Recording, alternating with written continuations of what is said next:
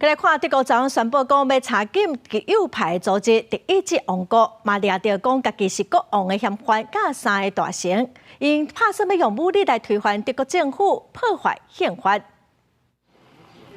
德国内政部宣布，一个德意志王国已经封查禁。警方伫13透早出动大约800名安全人员，伫7个邦展开行动，掠今年59岁组织领袖费切克甲其他追随者计强4个人，相关的组织封处地，资产没收。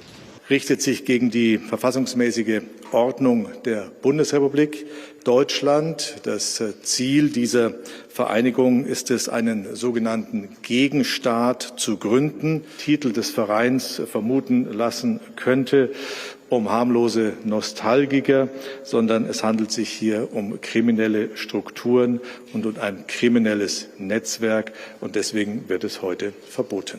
当局表示，德意志王国想要破坏宪法，建立另类的国家，并且散布反犹太阴谋论。费切克讲家己是德意志王国的国王，有数千位追随者。伊捌是一位道指空手道教练，过去伫一桩法律案件当中，甲法官讲家己是彼得一世。费切克2012年穿貂皮乌袜，举一支剑为家己加冕。了后，伊继续伫德国各地买土地、学家伙。德意志王国有家己的货币、国旗甲身份证，佮希望建立独立的银行甲医疗系统。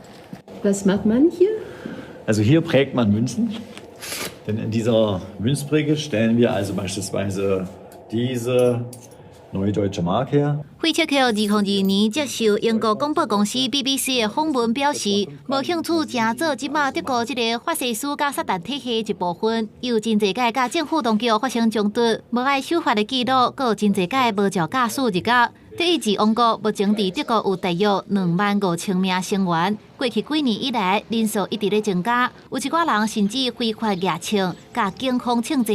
当局表示，这个组织大约2500人，有暴力的意图，其中1350人互归类做极右派分子。公司新闻吴玲编译。